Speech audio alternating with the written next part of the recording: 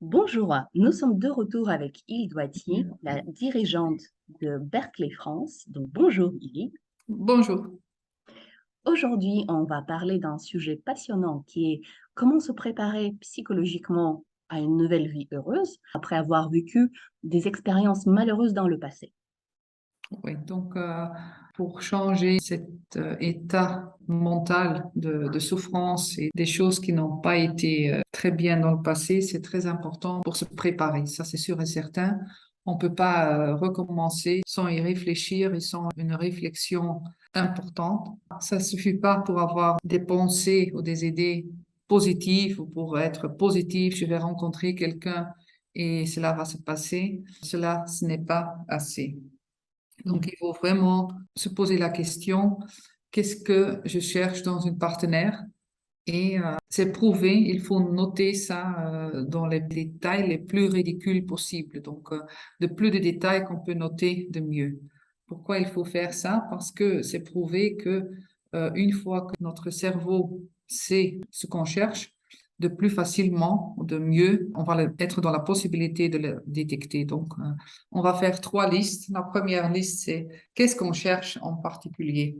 Et il faut prendre la décision, qu'est-ce que je veux maintenant dans ma vie? Quelle sorte de relation est-ce que je cherche, etc. Donc, il faut noter cela dans le plus détail possible. Il faut faire sur tous les niveaux, c'est-à-dire aussi sur le niveau émotionnel, sur le physique, qu'est-ce que je cherche dans le physique, qu'est-ce que je cherche dans la personne émotionnellement, aussi spirituellement et aussi psychologiquement. Et puis après, on va faire une autre liste. Qu'est-ce que je veux pas du tout? Donc, qu'est-ce que je veux pas dans une relation? Qu'est-ce que je veux pas dans un partenaire? Et aussi, du nouveau, d'être le plus précis possible. Pourquoi on va faire ça? Parce que clarity is power. Donc, ça veut dire clarité, c'est la force. Une fois qu'on a fait ces deux listes-là, on va les mettre à côté et puis on va prendre un fluo et on va dire qu'est-ce que c'est nécessaire maintenant et qu'est-ce que c'est moins nécessaire. Après, ce qu'on a fait cet exercice-là, donc il faut lire ça plusieurs fois et après cela, il faut se poser la question, quelle personne est-ce que moi je dois être pour attirer une autre personne qui a ces qualités-là? Et ça, c'est un exercice qui est très, très important pour soi-même. Comment est-ce que je dois me porter? Qu'est-ce que je dois faire? Qu'est-ce que je dois pas faire? Et une fois qu'on sait ça, ce qu'on cherche, c'est clair qui on va être pour attirer ce genre de personnes-là. Et aussi, il faut utiliser cette clarité pour se donner du courage et pour se donner de la motivation.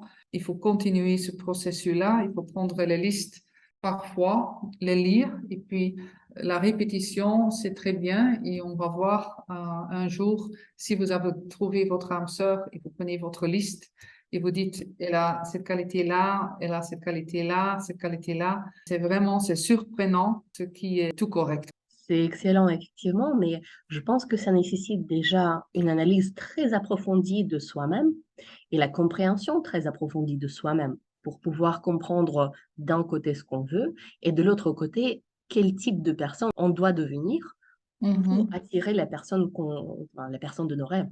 Ouais, mais ça ne se fait pas dans un jour, c'est un processus de réflexion. C'est pour cela que je dis à mes clients aussi, achète un petit cahier et on va noter chaque fois qu'il y a quelque chose qui on pense, oh, ça et ça, on va ajouter au cahier et puis c'est un processus qu'on fait, quoi. Donc c'est vraiment un moment de réflexion et une fois qu'on a cela, c'est clair et on y va.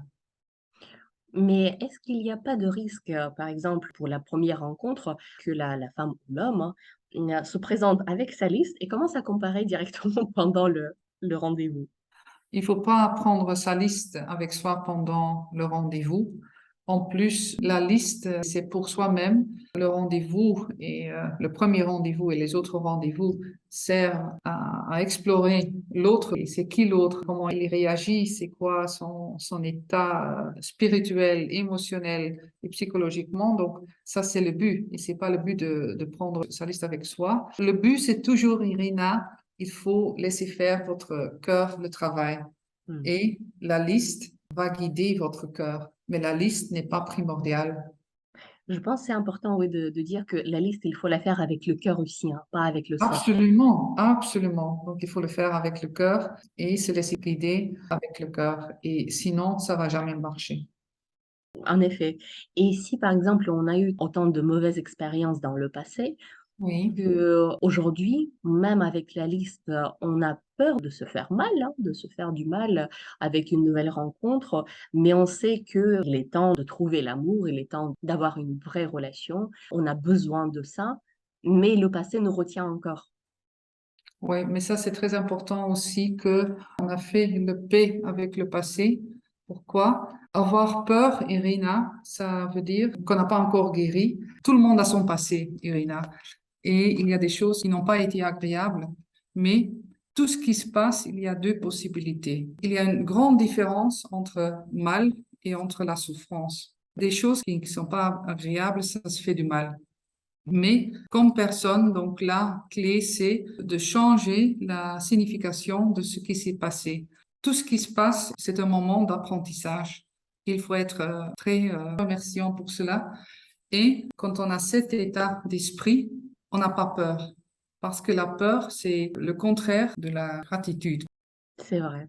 Donc oui, c'est très important de prendre les mauvaises expériences que nous avons eues et les transformer en leçons pour l'avenir.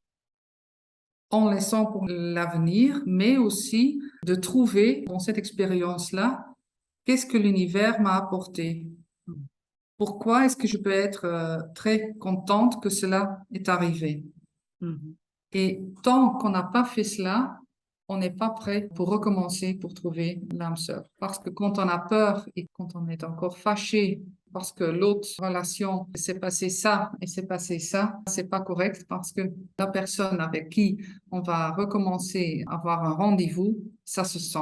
Même si on n'est pas conscient, ça se sent. Donc, il faut d'abord régler cela, tous les points qui sont arrivés. Et si on a cet état d'esprit, on est libéré du passé et on est ouvert à embrasser le futur. D'accord, oui, effectivement. Et je pense aussi pour faire la paix avec le passé, il est important de prendre sa part de responsabilité de ce qui s'est passé avant. Quand il y a une mauvaise expérience, on est toujours à deux, hein. It takes two to tango. Mais il faut prendre sa responsabilité, c'est vrai, mais aussi quand on a eu un divorce, par exemple, on a pris la responsabilité, on a pris la décision de ne plus rester ensemble, de ne plus vivre dans une situation où on n'est pas heureux. Et ça, c'est aussi prendre sa responsabilité, même si ça fait du mal, Irina. Mais il faut cadrer cela différemment. Il faut dire qu'est-ce que cela m'a appris, qu'est-ce que je veux plus dans l'avenir. Et ça, c'est les choses qu'il faut noter dans le cahier. Question numéro 2, qu'est-ce que je veux plus dans ma vie? Ça, c'est que l'autre relation vous a apporté. Mmh. C'est très valable. Il faut embrasser cela. Mais beaucoup de gens, ils sont frustrés, ils sont fâchés et ça n'apporte rien. Oui, parce qu'ils vont transporter ça dans la nouvelle relation, même si la nouvelle. Absolument. Ouais, absolument. Merci Hilde. On va vous retrouver la semaine prochaine pour le nouveau podcast sur Oui. le sujet de comment communiquer sur le premier rendez-vous et les rendez-vous après aussi, hein. OK. Parfait. OK. Merci beaucoup. Merci.